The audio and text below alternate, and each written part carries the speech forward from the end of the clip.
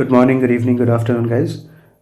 CA Intermediate नवंबर CA Intermediate May 21 का ये अपना सीरीज चल रहा है। उसमें introduction to GST and supply ये दोनों चैप्टर ख़त्म हुआ है अपना। एंड अभी ये वाला जो लेक्चर है, this is about question answer. ये क्वेश्चन आंसर सीरीज का फर्स्ट लेक्चर है and this will cover supply chapter. Okay, तो सप्लाई चैप्टर में आप लोगों का जितने भी रेलिवेंट एंड अच्छे क्वेश्चंस हैं उसको हम लोग डिस्कस करके चलेंगे। तो guys, without wasting any further time start करें। हाँ, करो। ओके, देखो, अपना first question is Meghraj and company wishes to commence the business of supplying readymade garments within Punjab. यहाँ पे देखो, क्वेश्चन आंसर सॉल्व करने से पहले ये क्वेश्चन को यहाँ पे जो अपना थंब रूल है ये पहले तो आप लोगों का दिमाग में सेट हो जाना चाहिए। Read the question multiple times. देखो, एग्ज़ाम में क्वेश्चन का आंसर लिखने से पहले be sure, be certain and be specific. तो क्वेश्चन आपसे डिमांड क्या कर रहा है वो चीज़ जानो, 2 बार 3 बार पढ़ो चाहिए तो, and then you start writing. ठीक है, चलो। यहाँ पे बोल रहा है कि Meghraj and company wishes to commence the business of supplying readymade garments within Punjab and in the neighbouring states of Delhi and Haryana. तो जहाँ पे ये विद इन पंजाब वाला केस है, ये इंट्रा स्टेट हो गया। इंट्रा स्टेट मतलब यहाँ पे CGST प्लस SGST चार्ज होगा। And neighbouring states Delhi and Haryana, ये जो केस है ये IGST यहाँ पे लेवी होगा। And because this is an interstate transaction, right. And kindly state as to what is the taxable event under GST। तो आप लोगों को तो अभी तक पता हो ही गया होगा, मैंने 1000 बार रिपीट किया है। What is the only taxable event in GST? That is supply. तो इसका आंसर क्या होगा? The taxable event under GST is supply. And दूसरा पार्ट क्या बोल रहा है? लेविएबिलिटी, मतलब जो पार्ट ए उसका आंसर तो हो गया सप्लाई। जो पार्ट बी का आंसर है leviability of CGST, SGST, UTST, IGST on the same, मतलब कौन सा GST लगेगा ट्रांजैक्शन में। तो बी का जो 2 पार्ट में आंसर होगा, पार्ट 1 जो पंजाब वाला केसेस है वहाँ पे CGST and SGST will be levied. And जो दूसरा केस है that is Delhi and Haryana, यहाँ पे IGST विल बी लेविड।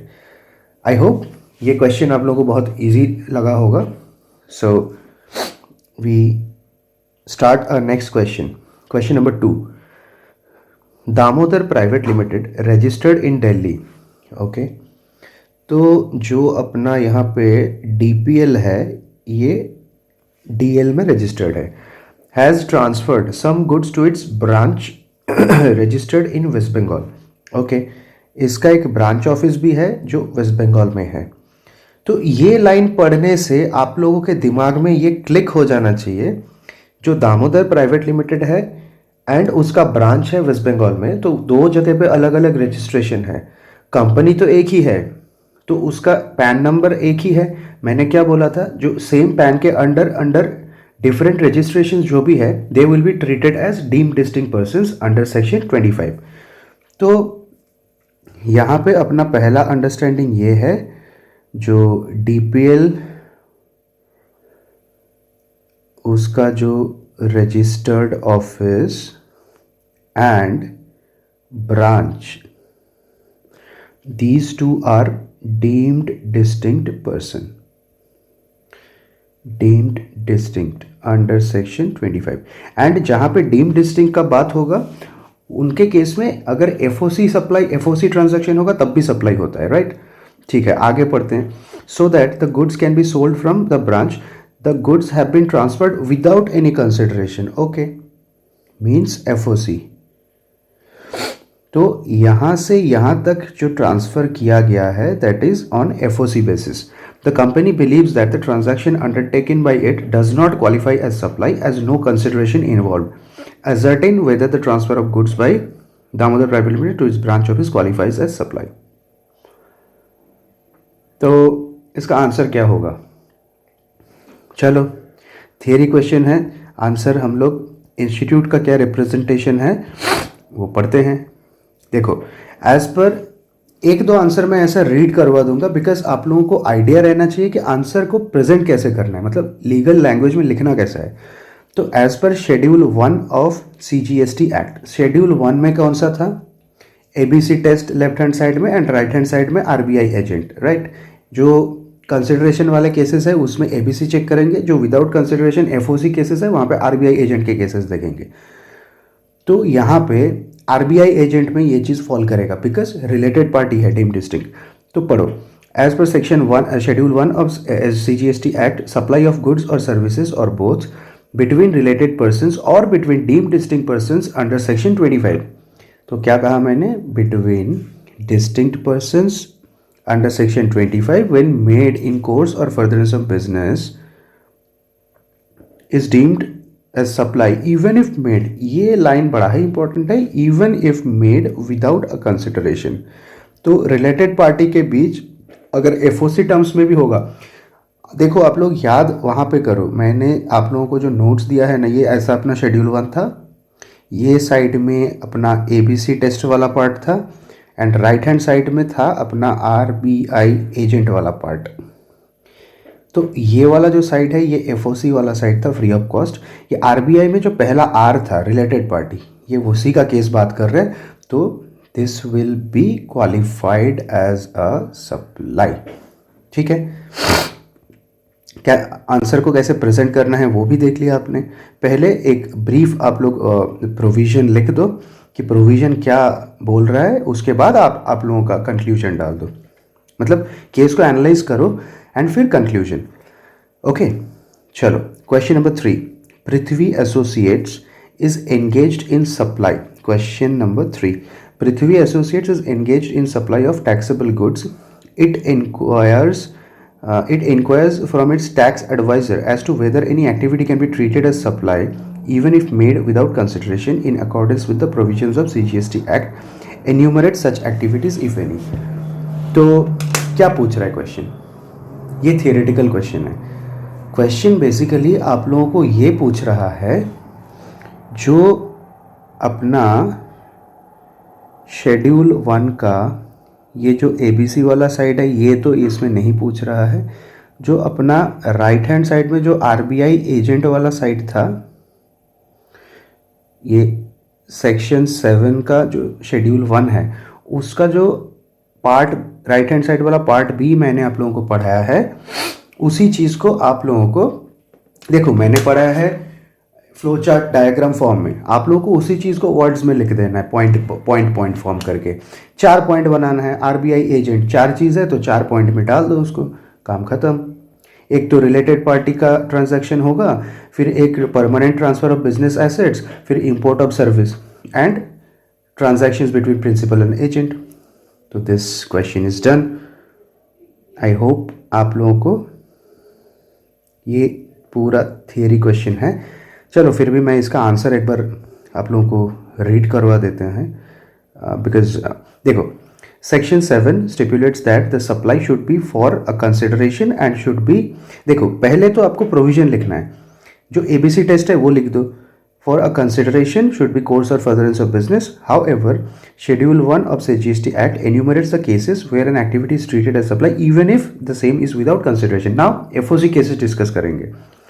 एक तो यहाँ पे परमानेंट ट्रांसफ़र वो वाला पॉइंट है जहाँ पे input tax rate has been abled.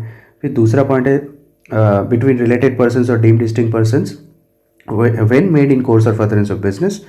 And फिर यहाँ पे ये प्रिंसिपल एजेंट या फिर एजेंट टू प्रिंसिपल, मतलब यहाँ पे देखो ये प्रिंसिपल है ये एजेंट है। अभी ये साइड का एक पॉइंट बना दिया, ये साइड का एक पॉइंट बना दिया। By a principal to his agent, agent undertakes to supply such goods on behalf of the principal और बाय एजेंट टू प्रिंसिपल। तो यहाँ पे आप लोग एक एडिशनल पॉइंट डाल सकते हो, जो एजेंट बनने का, शेड्यूल 1 एजेंट बनने का जो क्राइटेरिया है वो भी लिख सकते हो। Agent issues invoice plus agent takes part in supply. तो एजेंट बनने का क्राइटेरिया भी लिख दो, एंड जो ये केसेस है, अगर ये एफओसी ट्रांजैक्शन है तब भी सप्लाई के अंदर फॉल कर जाएगा। फिर लास्ट पॉइंट ये लोग ने लिखा, देखो 4 पॉइंट होगा, बिकॉज आरबीआई एजेंट अपना 4 पॉइंट है, तो वो 4 पॉइंट में उसको लिख दिया। Import of services by a person from a related person और from any of his other establishments outside India in course और फर्दरेंस ऑफ बिजनेस। ठीक है, चलो फिर we will discuss our question number 4। तो क्वेश्चन नंबर 4 क्या बोल रहा है? Composite supply is treated as supply of that particular goods और services which attracts the highest rate of tax, examine the validity of the statement. देखो, आपको पूछ रहा है कि ये स्टेटमेंट ट्रू है या फॉल्स है। कंपोजिट सप्लाई क्या होता है? जो कंपोजिट सप्लाई के केसेस है वहाँ पे highest rate of tax charge होते हैं क्या? नहीं, वो मिक्स सप्लाई का केस है। तो ये स्टेटमेंट फॉल्स है। तो आप लोग क्या लिखोगे कि composite supply is treated of the supply of the principal supply, right? And it will attract the GST rate of the principal supply only. Hence, in this case, the statement is incorrect. ठीक है, तो this will be the answer. 2-3 line का answer है, वो लिख देना। फिर question number 5 देखो, ट्रांसफर ऑफ टाइटल एंड और possession is necessary for a transaction to constitute a supply of goods, examine। जो क्या डिस्कस किए थे अपने, देखो हमेशा ठंडा हो जाता है यार। तो जो गुड्स का जो सप्लाई है उसमें टाइटल एंड पोजेशन, यहाँ पे देखो ये इंपॉर्टेंट डिस्कशन है। जो गुड्स वाला केसेस है ना, उसमें 2 चीज़ है, एक तो टाइटल एंड दूसरा गुड्स का पोजेशन। दोनों जब ट्रांसफ़र होता है वही केस में उसको गुड्स में क्लासीफाई करेंगे।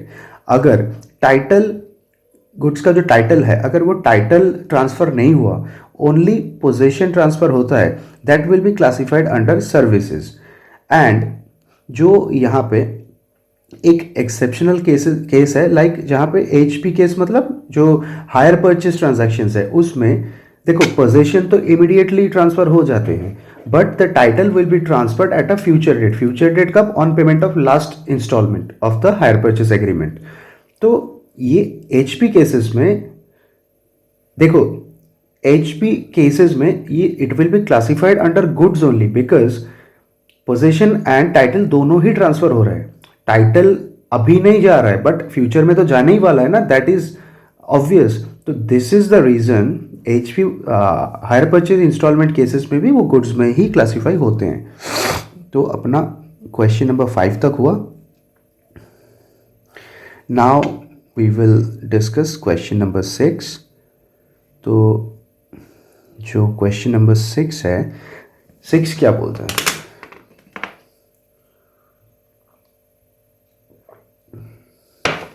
देखो, examine whether the following activities would amount to supply under section 7 read with schedule 1 of the CGST Act। पूछ रहा है कि नीचे कुछ ट्रांजैक्शंस एक्टिविटीज़ दिया हुआ है, ये सप्लाई है या नहीं है।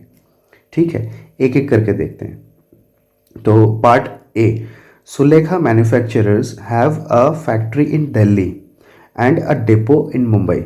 Okay, both these establishments are registered in respective states.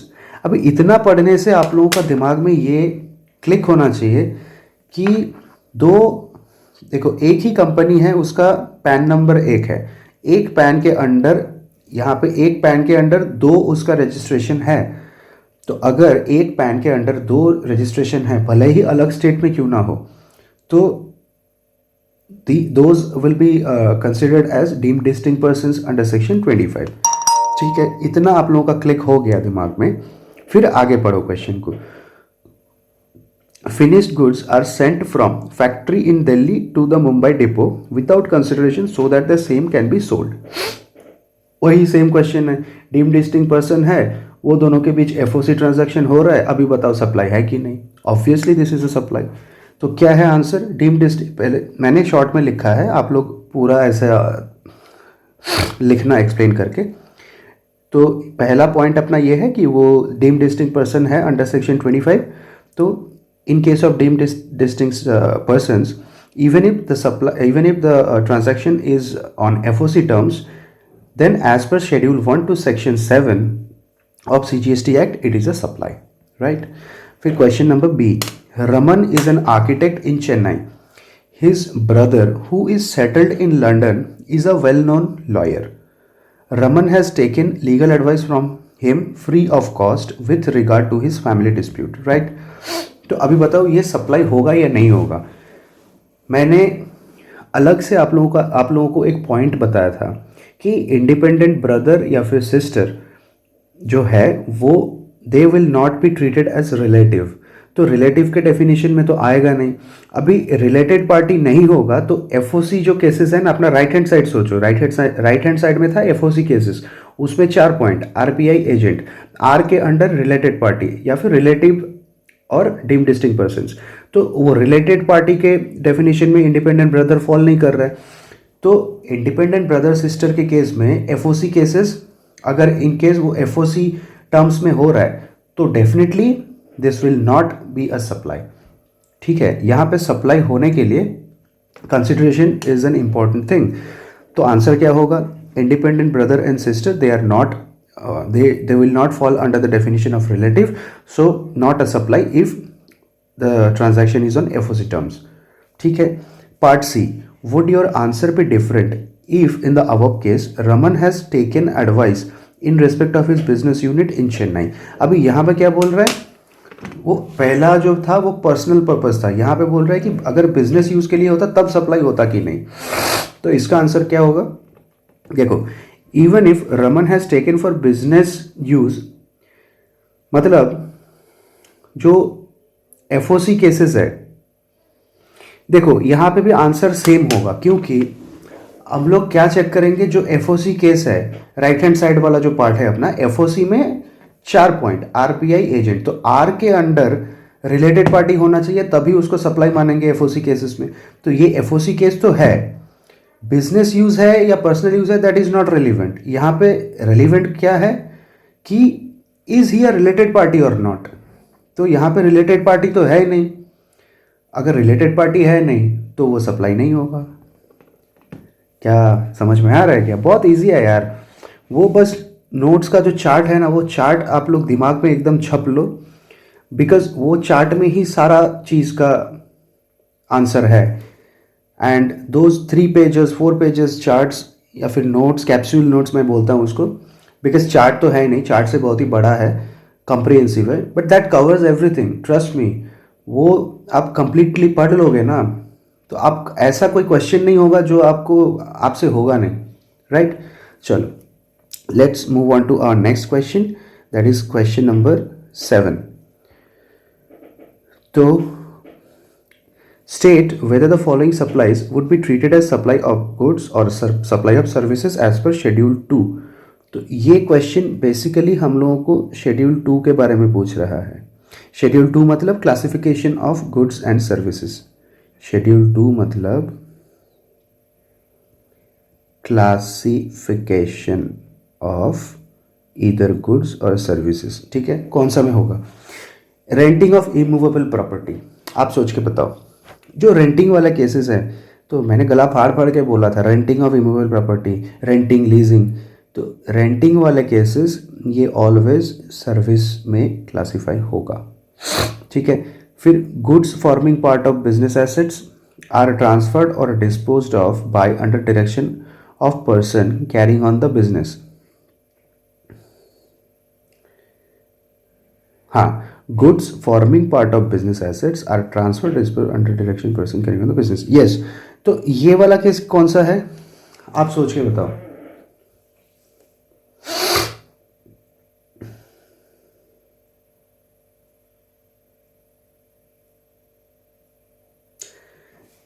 जो गुड्स जहां पे ट्रांसफर हो रहा है बिजनेस एसेट ट्रांसफर्ड हो रहा है, डिस्पोज हो गया है, तो ऑब्वियसली यहाँ पे title of the goods transfer हो रहा है, तो this will be classified under goods.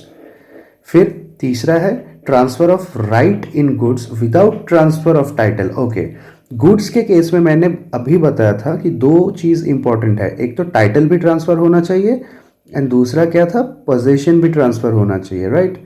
तो यहाँ पे क्या हो रहा है, सी में transfer of right in goods, मतलब पोजीशन तो दे दिया, राइट दे दिया, विदाउट ट्रांसफरिंग द टाइटल। तो जब विदाउट ट्रांसफरिंग, जब मैंने अभी यहाँ पे डिस्कस किया ऊपर में, देखो यहाँ पे सिर्फ अगर पोजीशन ट्रांसफर होता है तो सर्विस में क्लासीफाई होगा, तो यहाँ पे सी में सिर्फ सिर्फ राइट ट्रांसफर हो रहा है, तो ये सर्विस माना जाएगा। फिर D, transfer of title in goods under an agreement which stipulates that property shall pass at a future date. देखो ये बड़ा ही इंटरेस्टिंग है, आप लोग बताओ ये कौन सा केस के बारे में बात कर रहे हैं। Transfer of title in goods under an agreement which stipulates the property shall pass at a future date, मतलब हायर परचेज के बारे में बात कर रहा है यार। तो हायर परचेज ट्रांजैक्शन के बारे में पूछ रहा है, तो hire purchase transaction this will be classified as goods, because title तो जा रहा है, भले ही फ्यूचर डेट में जा रहा है बट जा तो रहा है ना title, title is the keyword. फिर क्वेश्चन नंबर 8, देखो ये भी वही सिमिलर क्वेश्चन है, determine whether the following supplies would be treated as supply of goods और सप्लाई ऑफ सर्विसेज। तो ये भी शेड्यूल 2 का ही क्वेश्चन है, ये भी तुम्हारा शेड्यूल 2 का ही क्वेश्चन है। पूछ रहा है कि गुड्स में क्लासीफाई होगा या फिर सर्विसेज में क्लासीफाई होगा। पॉइंट ए क्या है, temporary transfer of permitting use और enjoyment of any intellectual property, right. यहाँ पे क्या हुआ, टेम्पररी ट्रांसफर है, टेम्पररी ट्रांसफर मतलब टाइटल ट्रांसफर नहीं हो रहा है, सिर्फ पोजीशन ट्रांसफर हो रहा है। टेम्पररी का मतलब टाइटल नहीं दे रहा है, ओनली राइट टू यूज़ दे रहा है, तो जहाँ पे ये राइट टू यूज़ सिर्फ दे रहा है तो सर्विस में क्लासीफाई होगा। फिर अपना पार्ट बी है, पार्ट बी क्या पूछ रहा है, supply of goods by an unincorporated association और body of persons to a member thereof for cash deferred payment other valuable consideration. देखो ये तो कॉमन सेंस है ना, गुड्स सप्लाई कर रहे हैं तो obviously this will be classified as goods, nothing like a rocket science. Part C, any treatment और process which is applied to another persons goods. देखो जब ये लाइन जब आप लोग से पूछ रहा है, जब क्वेश्चन में दिया हुआ है, आपके दिमाग में कौन सा केस उठ के आ रहा है कि भाई ये कौन सा केस हम लोग ने पढ़ा था, सर जो बोले थे कौन सा केस था। तो एनी ट्रीटमेंट और process which is applied to another persons goods, मतलब जॉब वर्कर का बात हो रही है, तो जॉब वर्क सर्विसेज में क्लासीफाई होगा, ऑब्वियस सब बात है, ठीक है। Now part D, transfer of title in goods, this is obvious, जहां पे टाइटल चला जाता है वो तो गुड्स में ही क्लासीफाई होगा, राइट। चलो देखो आप लोग, मैं तो हमेशा यही चीज़ आप लोगों को सजेस्ट करूंगा ना, रट्टा मत मारना। देखो रट्टा मारने से ना आपका थिंकिंग जो कैपेसिटी है वो चीज़ डेवलप नहीं हो पाता है, बिकॉज आप लोगों को पता है कि मैंने रट्टा मार लिया, कोई सा भी क्वेश्चन होगा छाप के आ जाएंगे, ऐसा नहीं होता यार। आजकल इंस्टीट्यूट का क्वेश्चन पूछने का पैटर्न थोड़ा चेंज हो गया है, ये लोग अभी डायरेक्ट क्वेश्चंस उतना पूछते हैं नहीं, दे these days they like to ask few drilling questions, मतलब जहाँ पे आप लोगों को ब्रेन का ड्रिल करना होगा, आप लोगों को सोचना पड़ेगा कि भाई कौन सा प्रोविज़न एप्लीकेबल होगा। उस केस में आपका अगर प्रोविज़न का कॉन्सेप्ट अच्छा रहेगा ना, you can attempt any question, because जो कॉन्सेप्चुअल नोट्स है, कॉन्सेप्चुअल क्लैरिटी है, वो अगर आपके दिमाग में सेट है, यू कैन रिमेंबर कि हाँ वहाँ पे ये पढ़ा था, ये सप्लाई था, ओके नहीं है तो ऐसे करके होता है, राइट। चलो question number 9, the goods supplied on hire purchase basis will be treated as supply of services, examine the validity. तो अभी इतना टाइम से तो मैं बोल ही रहा हूँ ना, हायर परचेज के केस में टाइटल जा रहा है, इसमें कौन से, देखो ये कीवर्ड बड़ा इंपॉर्टेंट है, प्यारा भी है, इसको याद रख लो, टाइटल जा रहा है भले ही बाद में, टाइटल तो जा रहा है ना, तो title is the keyword. Later date में जा रहा है कोई मतलब नहीं, टाइटल जा रहा है, पोजीशन भी जा रहा है, तो गुड्स में क्लासीफाई हो जाएगा। तो ये स्टेटमेंट गलत है, ठीक है। इसका आंसर भी लिख देता हूँ। तो इसका आंसर होगा the statement is false, classified as goods, classified as goods as per schedule 2 to section 7, ठीक है। फिर अपना क्वेश्चन नंबर 10, इसको स्टार मार्क किया हुआ है, ये बहुत ही इंपॉर्टेंट क्वेश्चन है for exam perspective. Examine whether the activity of import of services, ये क्वेश्चन का कौन सा एरिया से क्वेश्चन पूछ रहा है, इंपोर्ट ऑफ सर्विस। जब आप लोग एग्जाम में क्वेश्चन का आंसर अटेम्प्ट करोगे ना, सबसे पहले this is your step 1 before solving and even reading the question farther. तो आप लोगों को क्वेश्चन पढ़ने से, पूरा क्वेश्चन पढ़ने से पहले उसका फर्स्ट पैराग्राफ पढ़ के ये क्लिक होना चाहिए, ये आपका सिलेबस का कौन सा पार्ट से पूछ रहा है क्वेश्चन। जब वो आपके दिमाग में क्लिक होगा, फिर आपका सेकंड स्टेप चालू होगा। कौन सा है सेकंड स्टेप? कि ये this particular question is being asked from import of service, right. अभी इंपोर्ट ऑफ सर्विस मतलब ये अपना सेक्शन 7 में है, आरबीआई एजेंट के अंदर है, शेड्यूल 1 में है। आपके दिमाग में इतना क्लिक हो गया, फिर आप फटाफट से सोचने, आपका दिमाग काम करना चालू कर देगा कि सप्लाई में शेड्यूल 1 था, उसका लेफ्ट हैंड साइड में था ABC test, right hand side में था आरबीआई एजेंट। तो आपका वो पर्टिकुलर एरिया याद आता है, ठीक है। तो examine whether the activity of import of service in the following independent cases would amount to supply under section, मतलब सप्लाई है या नहीं है यही पूछ रहे हैं। तो देखो, इसका आंसर डिस्कस करने से पहले एक बहुत प्यारा सा मैंने एक अलग से यहाँ पे नोट बनाया है। This is not incorporated in my capsule notes, I will incorporate it सून। देखो, इम्पॉर्टेंट नोट है इंपोर्ट ऑफ सर्विस के लिए। ये छवि एकदम दिमाग में से ना कभी निकलनी नहीं चाहिए, because these things are very much important. देखो, जो इंपोर्ट ऑफ सर्विस के केसेस है उसको दो पार्ट में डिस्कस करेंगे। एक तो left hand side for a consideration and right hand side without consideration, means FOC cases. तो इंपोर्ट ऑफ सर्विस जब फॉर अ कंसिडरेशन है, दिस इज ऑलवेज टैक्सेबल, मतलब both personal and business use. जो business use मतलब business use है, personal use है, ये does not matter, does not matter. कब डज नॉट मैटर? जब कंसिडरेशन में, कंसिडरेशन वाला जो केस है वहां पे डज नॉट मैटर, ठीक है। ये क्या बोला मैंने? Both personal and business use always taxable, keyword is always taxable. फिर राइट हैंड साइड में आओ, जो इंपोर्ट ऑफ, अपना स्ट्रक्चर ऐसा है इंपोर्ट ऑफ सर्विस, उसके अंदर दो part, consideration, without consideration. Now FOC discuss करेंगे। जो विदाउट कंसिडरेशन वाले केसेस है उसका भी दो पार्ट में डिस्कस करते हैं, एक तो for business use and for personal use, right. जो बिजनेस यूज है, देखो यहाँ पे दो कंडीशन है, बिजनेस यूज होना चाहिए प्लस फ्रॉम रिलेटेड या फिर deemed distinct person outside India से होना चाहिए। तो विदाउट कंसिडरेशन वाला जो केस है इसमें दो कंडीशन सेटिस्फाइड होना चाहिए, एक तो बिजनेस यूज होना चाहिए and from a related party और deemed distinct party outside India. तो only this case will fall under the taxable category. And जहां पे without consideration है for personal use, this is even not a supply. तो यहां पे दो double star mark करके एक एस्ट्रिक में एक नोट दिया हुआ है। देखो, इफ एफओसी सप्लाई तो है but not from a relative, then not a supply. क्या बोला मैंने? If FOC comma, if FOC but not from a relative. FOC तो है बट, देखो एफओसी है बट आरबीआई एजेंट में फॉल नहीं कर रहा है, तो आर सेटिस्फाई नहीं हुआ। एफओसी है but not from a relative, then not a supply, right.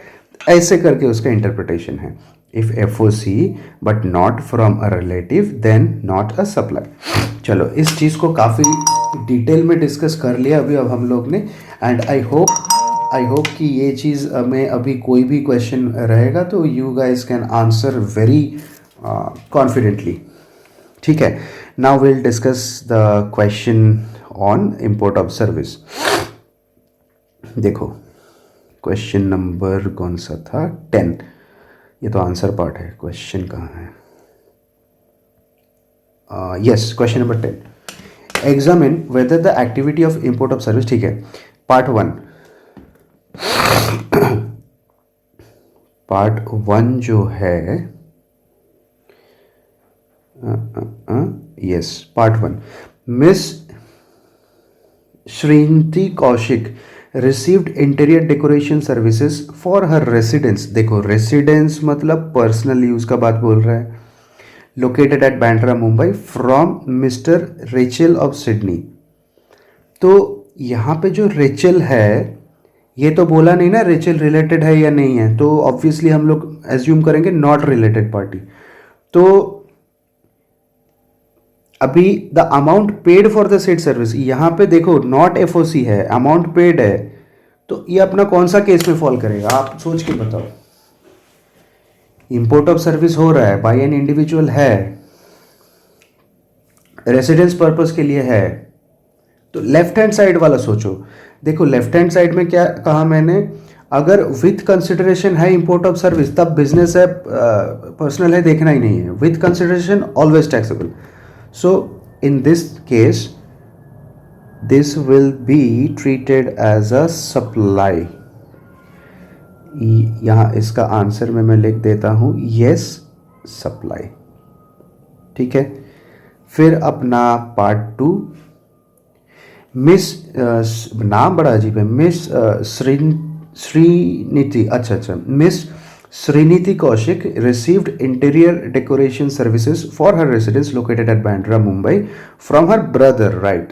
यहाँ पे देखो from her brother Mr. Varun residing at Sydney, wholly dependent। देखो अभी मैंने क्या कहा था उधर पे, सप्लाई चैप्टर में एक नोट दिया हुआ स्टार मार्क बना के, उसमें लिखा था independent brother sister is not a relative. यहाँ पे है डिपेंडेंट ब्रदर, डिपेंडेंट ब्रदर मतलब रिलेटिव है। अभी रिलेटेड पार्टी है एंड ये केस डिड नॉट पे एनी कंसिडरेशन। देखो यहाँ पे डिड नॉट पे एनी कंसिडरेशन, तो जो डिड नॉट पे कंसिडरेशन वो अपना शेड्यूल 1 का राइट हैंड साइड वाला पार्ट में आएगा, एफओसी वहाँ पे आरबीआई एजेंट में फॉल करेगा। जो आरबीआई का आर है, देखो एक तो रिलेटेड पार्टी यहाँ पे है, जो रिलेटेड पार्टी के केसेस है, रिलेटेड पार्टी के केसेस में अगर देखो रिलेटेड पार्टी है, डिपेंडेंट ब्रदर है एंड एफओसी है एंड यहाँ पे पर्सनल पर्पस है,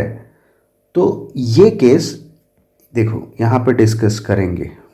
जो अभी अपना चार्ट था ना, वो चार्ट में इसको प्लॉट करो कहाँ पे जा रहा है, तभी आप लोगों को दिमाग में वो फिट होता है। देखो ये कौन सा केस है,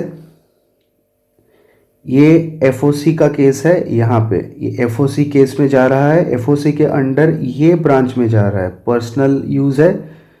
तो if FOC but not from a relative, ठीक है, तो दिस इज यहाँ पे अपना ये देखो ये ब्रांच में जाएगा। पहला तो हम लोग देखेंगे एफओसी है, हाँ एफओसी है तो इधर पे आ गए।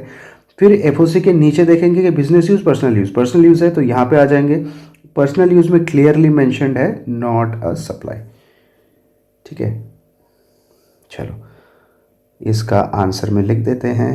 आई होप एनालिसिस कैसे करना है आप लोगों को धीरे धीरे करके समझ में आ रहा है। I know guys this is the very first chapter, तो आप लोगों का एनालिसिस पावर उतना अभी तक डेवलप हुआ नहीं है, बट ट्रस्ट मी मेरे साथ साथ चलो, आप लोगों का ये एनालिसिस एकदम एग्ज़ाम तक ना, मई तक ना ऐसा हो जाएगा कि आप लोग मतलब ये जीएसटी से अगर आपका प्यार नहीं हो गया ना, तब मतलब क्या बोले भाई, मतलब this is my promise to you.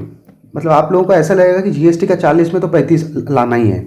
ठीक है, and you will fall in love with this GST. This is very cute and consideration for the said service. यहाँ पे आंसर होगा no, not a supply, right. फिर part 3, will your answer change if in the above case if Sriniti has take in internet decoration service with regard to her business premises and not her residence. अभी इसको थोड़ा सा घुमा दिया है, वो personal था, यहाँ पे बिजनेस बोल रहे हैं। अभी देखो इन द अबव केस, मतलब ये रिलेटिव तो है, रिलेटिव बट बिजनेस पर्पस। अभी कौन सा में फॉल करेगा वो भी उधर प्लॉट करके देख लेते हैं। रिलेटेड है एंड बिजनेस यूज है, ये देखो अभी कैसे हम लोग वो प्लॉट करेंगे। फर्स्ट स्टेप विदाउट कंसिडरेशन वाला केस है तो यहाँ पे आ गए। फिर देखो बिजनेस पर्पस बोल रहा है तो बिजनेस पर्पस यहाँ पे आ जाओ, ये अपना स्टेप 1 हुआ, ये अपना स्टेप 2 हुआ, बिजनेस यूज हो गया। नाउ बिजनेस 2 के अंदर दूसरा कंडीशन भी सेटिस्फाई कर दिया फ्रॉम रिलेटेड पर्सन, ये अपना स्टेप 3 भी सेटिस्फाई हो गया तो टैक्सेबल। समझा आपने कैसे वो प्लॉटिंग करना है अपना कॉन्सेप्ट में। तो हाँ कहाँ गया यार, ये कौन सा चला है तो सप्लाई। हाँ इसका क्वेश्चन नंबर 10 था, 10 का पार्ट 3 था, तो इसका आंसर होगा यस सप्लाई। तो क्वेश्चन नंबर 10 हुआ, 10 का आंसर एक बार चेक कर लेते हैं। हो सकता है मैंने कहीं पे कुछ मिस कर दिया हो, एक बार श्योर होना ज़रूरी है, क्योंकि इनकेस कभी होता है ना, फास्ट फास्ट पढ़ाते पढ़ाते कुछ कहीं पे पॉइंट मिस कर दिया। तो देखो 10 का पार्ट 1 है, it would amount to supply, ठीक है, इसका आंसर यस है। पार्ट 2 है फर्दर द सपोज चिल्ड्रन,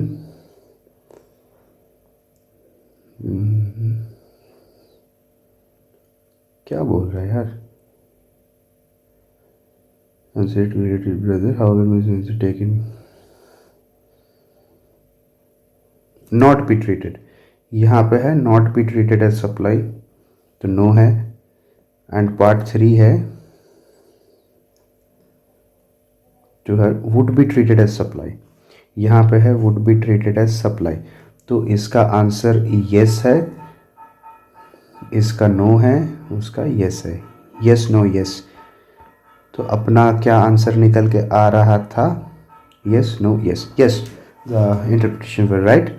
तो नेक्स्ट हम लोग मूव करेंगे question number 11, determine whether the following supplies amount to composite supplies. ये क्वेश्चन पढ़ने से आप लोगों के दिमाग में छप जाना चाहिए, कंपोजिट सप्लाई पूछ रहे हैं मतलब सेक्शन 8। सेक्शन 8 में अपना क्या पॉइंट था, कंपोजिट सप्लाई बनने के लिए अपना 3 क्राइटेरिया है, पी एंड टी सेटिस्फाई होना चाहिए। P for principal, P for एक सप्लाई उसमें से प्रिंसिपल सप्लाई होना चाहिए, N for naturally bundled, T for 2 और मोर टैक्सेबल सप्लाईज इन्वॉल्व होना चाहिए, राइट।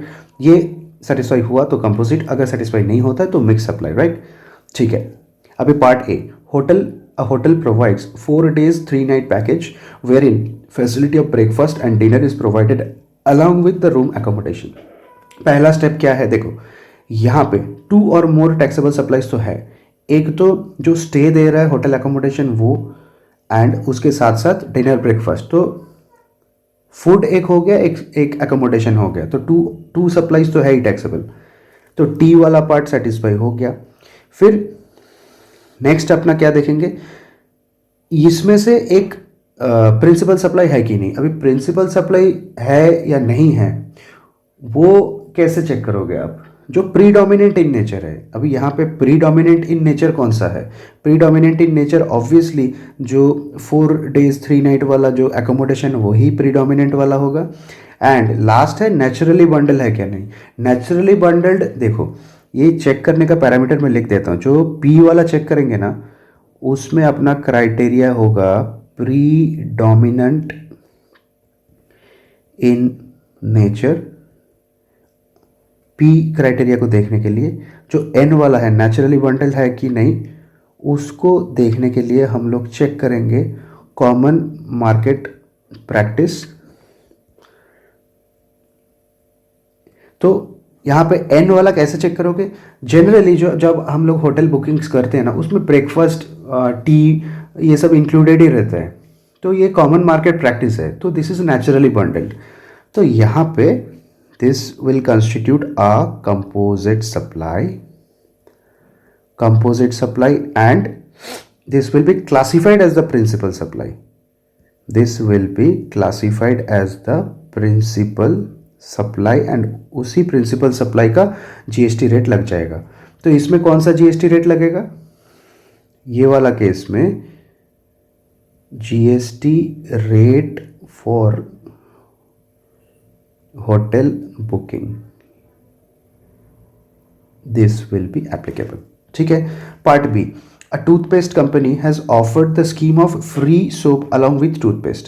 देखो, free soap along with toothpaste, तो 2 और more taxable supply तो है, टूथपेस्ट भी है एंड सोप भी है. नेक्स्ट हम लोग क्या देखेंगे, ये नेचुरली बंडल्ड है क्या? टूथपेस्ट एंड सोप ये नेचुरली बंडल्ड तो है ही नहीं, ऐसा तो होता नहीं है कॉमनली, ज़बरदस्ती बेच रहा है ना. तो एन वाला क्राइटेरिया सेटिस्फाई नहीं हुआ. एंड ये दोनों में से एक किसी को भी आप प्रिंसिपल प्रीडोमिनेंट बोल सकते हो क्या? नहीं, दोनों ही अपने अपने हिसाब से तो इक्वल है. इसमें से कोई दूसरे को डोमिनेट तो नहीं कर रहा है ना, कि एक प्रिंसिपल किसी को बोलोगे आप, टूथपेस्ट को प्रिंसिपल बोलोगे या फिर सोप को प्रिंसिपल बोलोगे? नहीं है. तो पीएनटी क्राइटेरिया सेटिस्फाई नहीं हुआ. तो ये देखो यहाँ पे पीएनटी, जो पी वाला नहीं सेटिस्फाई हुआ, एन सेटिस्फाई नहीं हुआ, तो ये मिक्स्ड सप्लाई हो जाएगा. एंड जहाँ पे मिक्स सप्लाई होगा वहाँ पे जो हाईएस्ट रेट जो भी सप्लाई का है उसमें क्लासीफाई हो जाएगा. मीन्स यहाँ पे टूथपेस्ट एंड सोप, ये दोनों में से जिसका जीएसटी रेट ज़्यादा होगा उसी का सप्लाई मान के चलेंगे. ठीक है. फिर अपना question number 12, Dumdum electronics has sold the following electronic items to Akbar retail store. क्या क्या दे रहा है? Refrigerator 18%, stabiliser for refrigerator 12%. तो एक तो यहाँ पे रेफ्रिजरेटर है उसका 18% है, stabiliser for refrigerator 12% GST rate है, एलईडी टेलीविजन 12% जीएसटी रेट है, स्प्लिट एयर कंडीशन 2 टन्स जो भी है, स्प्लिट एसीज 28%, फिर स्टेबलाइजर फॉर एयर कंडीशंस 12%. तो इतना सारा चीज़ दमदम इलेक्ट्रॉनिक्स ने अकबर रिटेल स्टोर को भेजा. अभी क्या पूछ रहा है? Dumdum electronics has issued a single invoice indicating price of each of the above item separately. Right, ये this is the keyword. Dumdum electronics उसका इनवॉइस में सारा को अलग अलग अलग करके उसका टैक्स रेट निकाला है, तो सेपरेटली बिलिंग किया है. तो जहाँ पे सेपरेट बिलिंग होता है, देखो अगर एक कंसोलिडेटेड बिलिंग करके एक सिंगल टैक्स रेट चार्ज कर दिया, so that will be the case of mixed supply. यहाँ पे क्या हो रहा है? सेपरेटली बिलिंग कर रहा है, तो this case definitely does not fall under the mixed supply because consolidated bill is required in case of mix supply. तो this is not a case of mix supply, यहाँ पे इंडिपेंडेंट सप्लाई माना जाएगा. तो इसका आंसर क्या होगा? Akbar Retail Store has given a single check of for all items a composite discount price. State the type of supply and the tax rate. तो यहाँ पे आंसर यही होगा,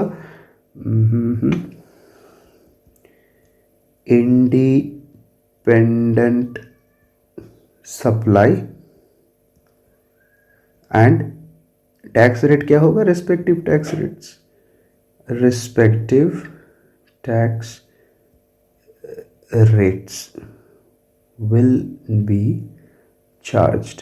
So this is the answer of this question. बड़ा easy question था. फिर अपना question number 13, Manikaran, a registered supplier of Delhi, has supplied 20,000 packages at ₹30 each to Makhija gift shop in Punjab. देखो मणिकरण जो है वो दिल्ली में रजिस्टर्ड है, उसने 20,000 पैकेजेस 32 भेजा किसको? Makhija gift shop in Punjab. तो दोनों डिफरेंट स्टेट का बात हो रहा है, तो यहाँ पे आईजीएसटी लेवी हो जाएगा. ईच पैकेज कंसिस्ट्स ऑफ, इसमें पैकेज में क्या है? चॉकलेट भी है, फ्रूट जूस भी है and a packet of toy balloons भी है. ठीक है. Determine the rates of GST applicable in the given case, assuming the rates of GST to be as under. तो क्वेश्चन में और नीचे क्या बोल रहे हैं, गुड्स सर्विसेज सप्लाइड, चॉकलेट्स का जीएसटी रेट है 18%, फ्रूट जूस का है 12%, टॉय बैलून्स का है 5%। देखो पहले तो ये क्वेश्चन है आप लोगों का मिक्स सप्लाई और कंपोजिट सप्लाई से।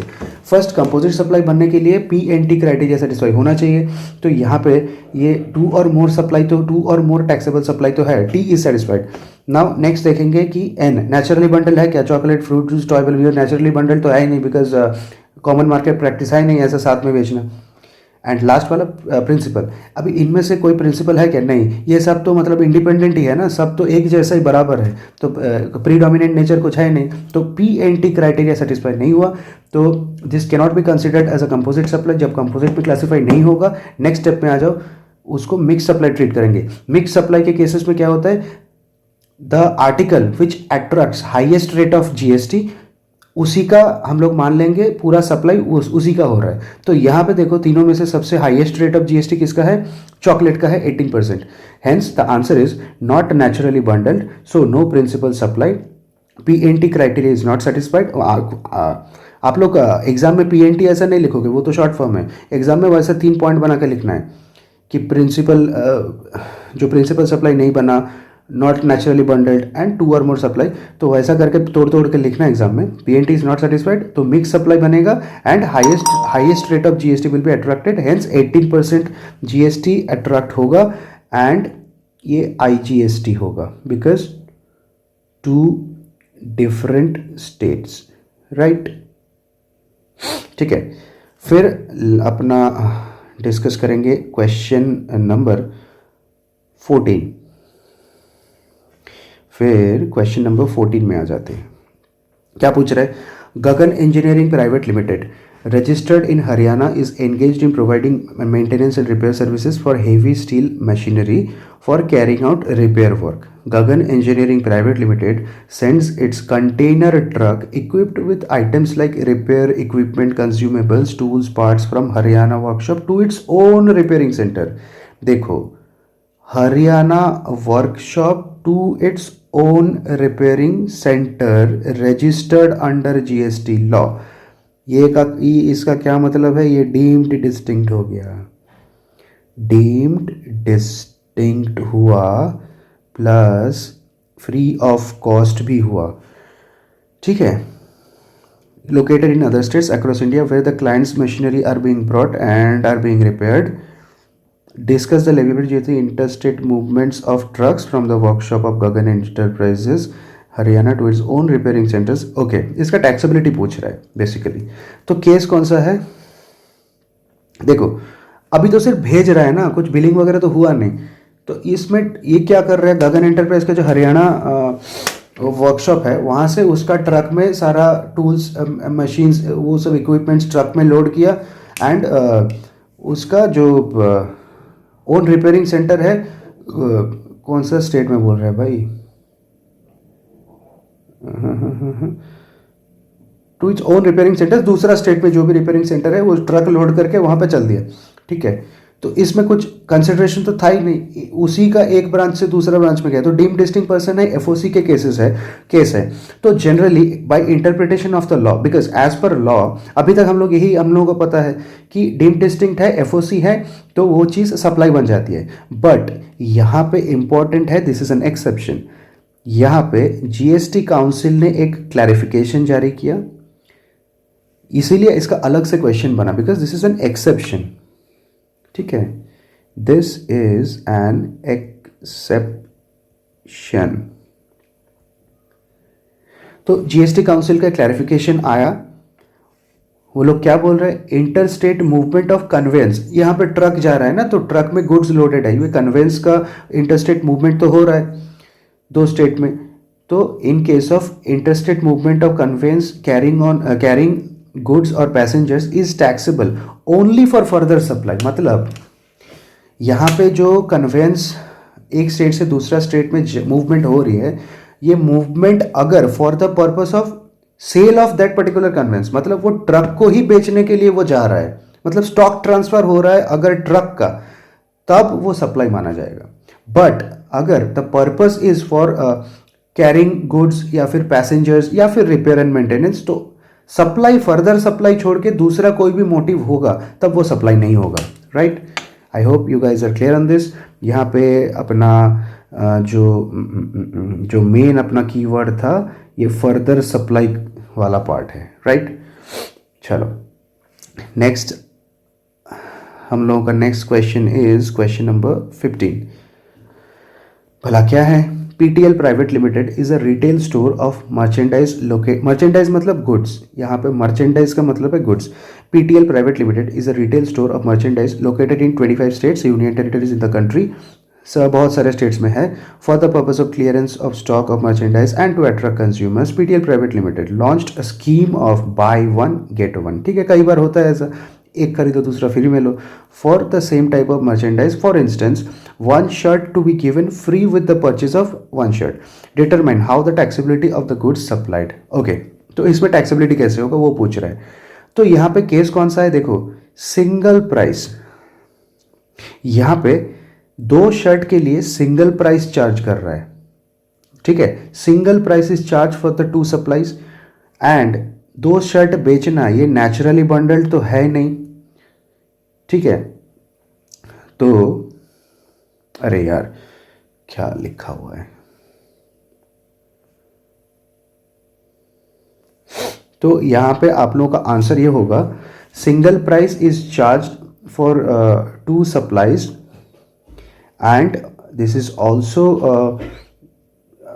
Not naturally bundled.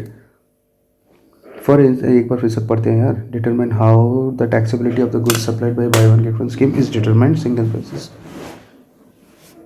हाँ, तो देखो जहाँ पे सिंगल प्राइस चार्ज करते हैं तो वो केस मिक्स सप्लाई में फॉल करेगा, right. So this is a case of mix supply because उसका रीज़न क्या है? एक तो single price is charge for 2 supplies and दोनों शर्ट एक साथ बेचना, ये तो नॉट अ नेचुरली बंडल नहीं बोल सकते हैं ना, because not a common market practice, not a common market practice, तो उसके लिए ये मिक्स्ड सप्लाई के अंडर फॉल करके चलेगा। This will be the question number 16 and our very last question. I know ये डिस्कशन बहुत लंबा जा रहा है but as per my planning 1 घंटे के अंदर ये होना चाहिए एंड वैसा ही हो रहा है। अभी 52 मिनट्स चल रहा है, तो keep some more patience, will just complete this question and wrap up this chapter. So Saravana and Sons wishes to start supplying liquor in the state of Tamil Nadu. Okay, therefore it applies for license for selling liquor to the Tamil Nadu government. Government for it has charged specific fee from it. Okay, Tamil Nadu government has charged specific fee for issuing the liquor license to Saravana and Sons. Examine whether the grant of alcoholic liquor license by the Tamil Nadu government to Saravana qualifies as। अरे भाई ये तो easy question है, ये तो अलग से note में मैंने लिखा हुआ था ना, वो मेरा नोट्स में नीचे जो शेड्यूल 3 है, शेड्यूल 3 के नीचे आप नोट में देखोगे इसका अलग सा स्टार मार्क बना के पॉइंट है। ग्रांटिंग ऑफ लिकर, इसका आंसर ऐसे प्रेजेंट करना है, granting of licence for alcoholic liquor for human consumption by any state government is not a supply। ये क्यों सप्लाई नहीं है? Because this is notified by our GST council.